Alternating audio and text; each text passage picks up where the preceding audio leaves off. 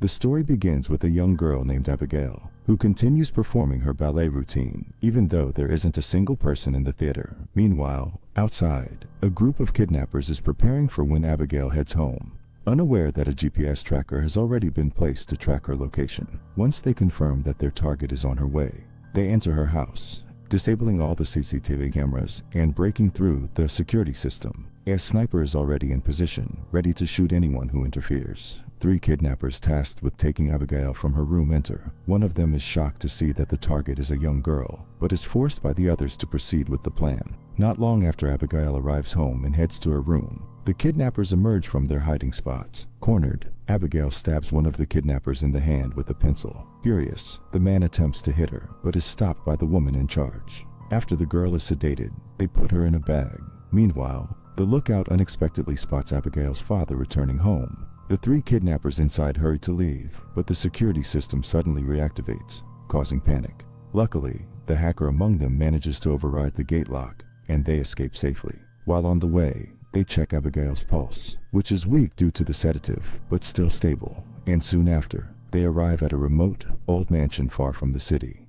At the mansion, they meet Lambert, the man who brought the 6 criminals together for the job. Abigail is placed in a special room, her hands cuffed with iron restraints, and her eyes kept covered so she can't see any of the kidnappers' faces. While Abigail remains unconscious, Lambert gathers the 6 kidnappers to remind them of the group's strict rules to ensure the kidnapping goes smoothly. The most important rule: no one is to reveal their real names or personal backgrounds to one another.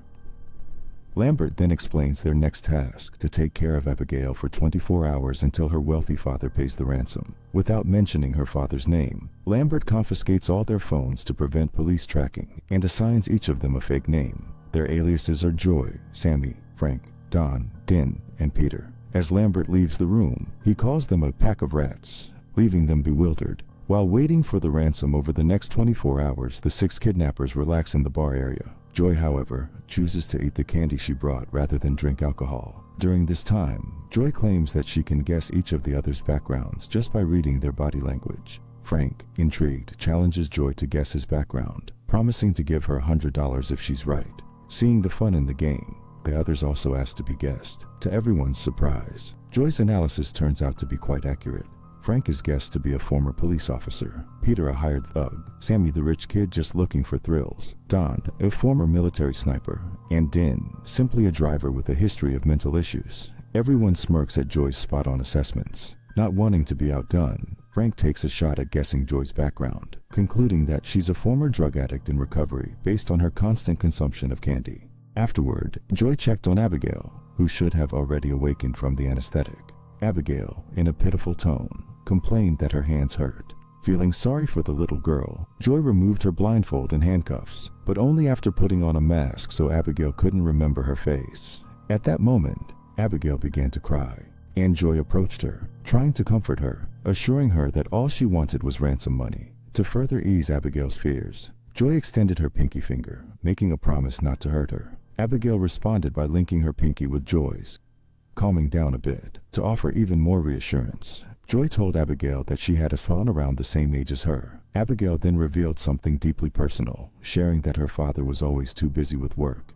and she often felt unloved. As Joy prepared to leave the room, Abigail, with a mysterious look on her face, apologized for something that would happen to Joy later. Worried by the cryptic statement, Joy asked Frank about Abigail's father, but Frank didn't know either. After a brief conversation, Frank decided to check on Abigail himself. He was shocked to find that she was no longer blindfolded. Turning his back quickly to ensure Abigail didn't see his face, Frank grabbed her, forcing her to close her eyes, and pulled a gun on her, demanding to know if she had seen his face. Terrified, Abigail swore she hadn't.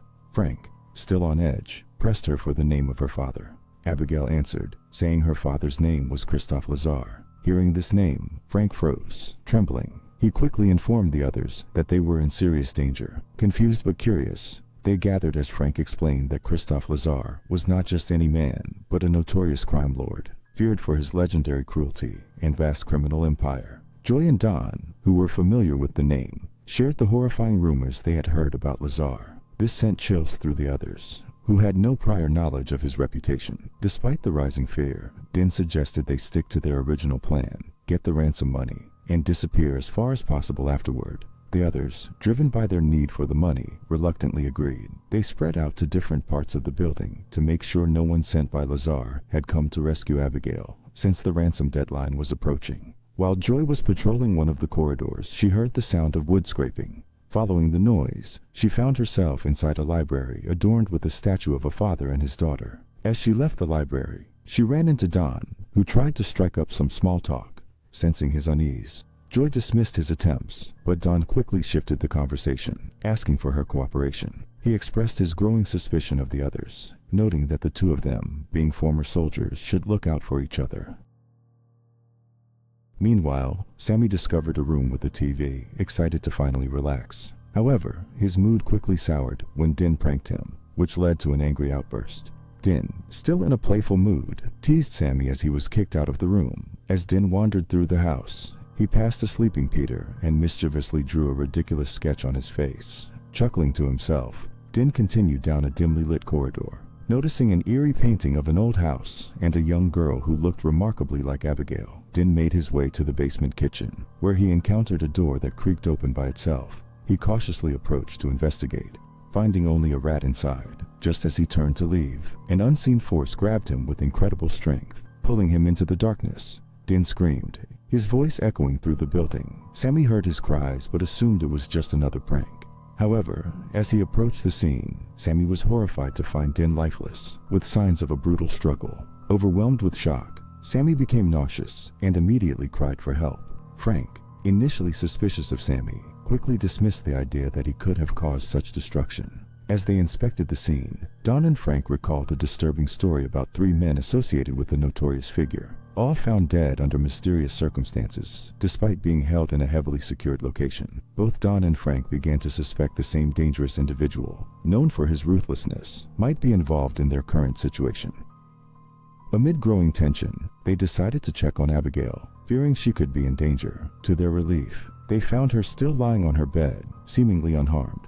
However, Don, realizing they were possibly dealing with a dangerous criminal, became anxious to flee. But when they attempted to leave, they discovered the exits were now sealed by heavy metal bars. Even Peter, who tried his hardest, couldn't break through. To make matters worse, their attempt to force their way out triggered a security system that locked down the entire building with thick steel doors.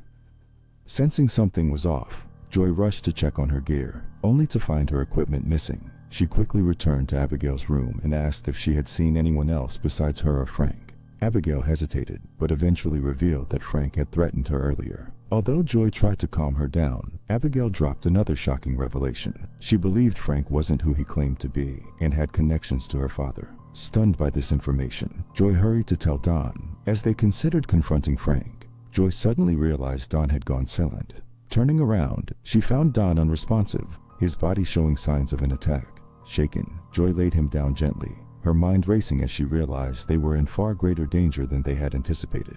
Joy grew more convinced that Frank was the mysterious figure they had been fearing all along. She entered another room, accusing him of being behind Don and Din's disappearance. Sammy, already confused, became even more uncertain when Frank raised his weapon towards Joy, insisting that Abigail had been deceiving them. Desperate to end the chaos, Frank urged Peter to act, suggesting that stopping Abigail was the only way to resolve the situation. Shockingly, Peter began to follow Frank's orders, but Joy quickly intervened, disarming Peter before anything could happen. Frank, now frustrated, entered the room, aiming his weapon at Joy and demanding that she stop protecting Abigail. Sammy, unsure whom to trust, stood silently watching the confrontation. The tension was mounting when, suddenly, Abigail calmly freed herself from her restraints, standing up with an unsettling sense of control. As Abigail approached Peter, Frank quickly responded, trying to stop her. However, Abigail remained unfazed, unaffected by the attempts to stop her. Panic spread through the group, and they decided to retreat, locking the door behind them. Gathering in the main room, they tried to make sense of what had just happened.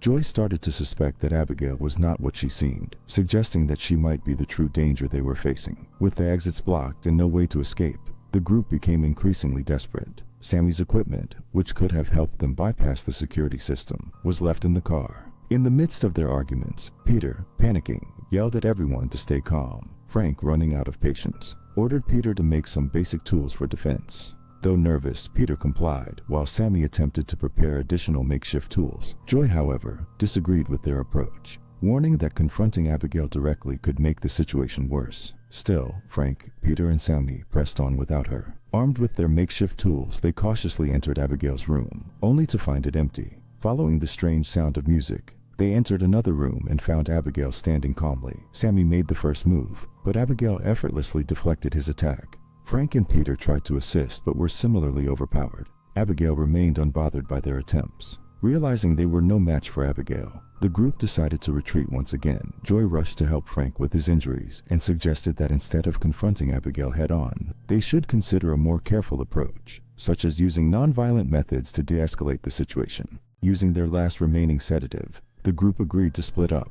Their plan was to call for Joy via their earpiece if anyone found Abigail, so she could quickly sedate her. Sammy, while inspecting one of the hallways, was startled by a sudden appearance of bats, causing him to fall into a pool. To his horror, the pool was filled with what appeared to be preserved bodies, though surprisingly, there was no odor. Meanwhile, in another room, Peter had an unexpected encounter with Abigail. He fled, but Abigail easily shattered the door and chased after him while performing an eerie dance. Unfortunately, Peter, distracted and running, collided with a door Frank opened. Peter tumbled down to the lower floor, unconscious. Abigail, shifting her focus, turned her attention to Frank. She pinned him down, and just as she seemed to enjoy tormenting him, Joy, alerted by the commotion through the earpieces, arrived. She quickly attempted to sedate Abigail, but Abigail easily knocked the syringe out of her hand. Sammy, having emerged from the pool of bodies, grabbed Abigail, pulling her off Frank. This gave Frank a moment to breathe, but Abigail bit Sammy's hand, forcing him to release her. Enjoying the chaos, Abigail grinned and floated upward, lifting Frank with her, seemingly preparing to drop him from a dangerous height. Fortunately, Peter had regained consciousness and tackled Abigail, knocking her down. Seeing an opening, Joy retrieved the syringe and quickly injected Abigail with the sedative, while Peter held her down with all his strength. At last, Abigail succumbed to the sedative, though not before muttering curses under her breath. Afterward, a fearful Sammy asked the group if he was going to turn into a vampire after being bitten, but no one knew the answer. They all shared uneasy glances. A short time later, Abigail, now restrained in a secure cage inside an elevator, was approached by Joy. Sincerely, Joy asked Abigail how they could escape from the house, promising to release her afterward. Instead of answering, Abigail merely smiled and revealed that she had planned everything from the beginning. She went on to explain that Lambert worked for her and shockingly recited each of their real names and personal histories, leaving everyone in the group exchanging suspicious looks, unsure of who to trust anymore. Sammy began his criminal career by hacking into his wealthy parents' accounts. What he didn't know was that their business was linked to Abigail's father's criminal empire. Peter, the muscle-bound thug, had once unwittingly stolen from a business managed by Lazar. Frank, a former high-ranking detective, had arrested 3 of Lazar's henchmen, but before they could be interrogated, Abigail murdered them in a hotel, proving that she was, in fact, Valdez. Joy, a former military medic, was dishonorably discharged due to her addiction, which not only cost her career, but also forced her to abandon her son. She found herself working as an underground doctor for criminals, but her addiction led to a fatal mistake during surgery, killing a key figure in Lazar's operations. As they pieced it all together, they realized their pasts were intricately connected to Abigail's father's criminal empire. Abigail's motive became clear. She wanted to eliminate her father's enemies, hoping to earn his affection. Joy, tapping into her own experiences as a mother, tried to reason with Abigail, telling her that killing her father's enemies wouldn't make him love her. For a moment, Abigail seemed to pause, but she quickly reaffirmed her plan. She then made an offer, promising to release 2 people if she was freed from the cage. However, when Frank threatened her, she reduced the offer to just 1 person. This led Peter to panic and point his gun at the others. Joy responded swiftly, shooting Peter, but only to wound him. The group, now united, agreed not to release Abigail, and Frank was assigned to guard her while Peter was treated for his injury. Left alone, Frank made a deal with Abigail. He would free her if she told him how to escape the house. Abigail, in turn, revealed that pulling a red book in the library would unlock a hidden exit. Though she kept her end of the bargain, Frank didn't free her. Enraged, Abigail effortlessly broke through the bars and began dancing in front of him. Hearing the commotion, Joy rushed in and found Abigail already outside the cage. Thinking fast, she shattered a window, allowing sunlight to pour in. To their surprise, the sunlight caused Abigail's exposed hand to explode, forcing her to retreat into the shadows. Realizing Abigail could regenerate her limbs, Joy and Frank fled, gathering the others and taking refuge in the sunlit library. Sammy, who had been bitten by Abigail earlier, cautiously exposed his hand to the sunlight, relieved when nothing happened to him. Following Abigail's instructions, Frank pulled the red book, but no secret door appeared. Furious at being deceived, Frank lashed out in frustration. Meanwhile, Joy, now running low on her anxiety-soothing candy, tried desperately to break through the walls, but her efforts came to a halt when she realized she was out of candy, leaving her increasingly anxious and on edge. The group, facing a dead end, sat together in frustration. Joy confided in Sammy, explaining that she had taken on this difficult job to earn money and start a new life with her son now that she was free from past mistakes. Sammy, determined to help, suggested they find the house's power source to disable the security system, which might open all exits. They split into 2 teams to search. However, strange music began to play, and Abigail somehow managed to control Sammy's mind. Under her influence, Sammy attacked Peter, who didn't stand a chance, and the situation became even more chaotic. When Joy and Frank arrived, they saw Sammy acting bizarrely, moving to Abigail's commands. Both of them fled into the library for safety, but Sammy followed them, still controlled by Abigail. Inside the library, Sammy revealed that Abigail hated this room, as it was where she had been punished as a child. In the heat of the moment, Sammy attacked Joy, but Joy cleverly used a reflective tray to direct sunlight onto Sammy, causing an explosion that left Sammy completely destroyed. To their surprise, a secret door opened within the room. Though hesitant, believing it might be a trap, Joy and Frank decided to investigate further. They discovered a control room containing a map of the house and its security systems. Just then, Lambert, who was secretly working for Abigail, entered. He explained to Frank that he had been manipulated by Abigail into serving her. Lambert offered Frank a chance to join forces with him, promising power and freedom. Seeing no other way out, Frank reluctantly agreed. Lambert transformed Frank into someone more powerful by sharing his abilities. In a test of loyalty, Lambert commanded Frank to betray Joy, but Frank turned on Lambert, stabbing him in a critical spot. Lambert was immediately destroyed. Now feeling stronger than ever, Frank faced off against Abigail, who entered the room, but she was quickly overpowered by him. Frank drained much of her strength, and Abigail became severely weakened. While Frank was distracted, Joy used her phone to disable the house's security systems, hoping to escape. However, the doors wouldn't open, trapping them inside.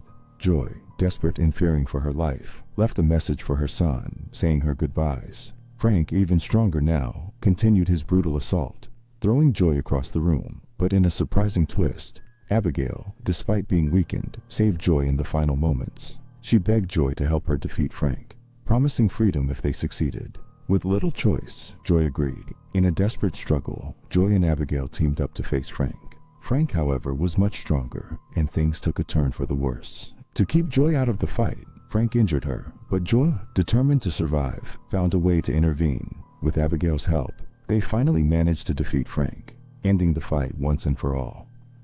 After the battle, Joy was worried that she might have been changed forever, but Abigail reassured her that she was still herself, and everything would be fine. Abigail kept her promise, freeing Joy so that she could return to her son. Just as Joy prepared to leave, Abigail's father, a figure of authority, appeared. Instead of attacking, he acknowledged Joy's help in saving his daughter, allowing her to leave without harm. Joy hurried to her car, eager to escape the strange events. Finding a small candy in her pocket, she started the engine and drove away, finally free from the horrors she had faced. Thank you for watching. Don't forget to subscribe for more exciting stories.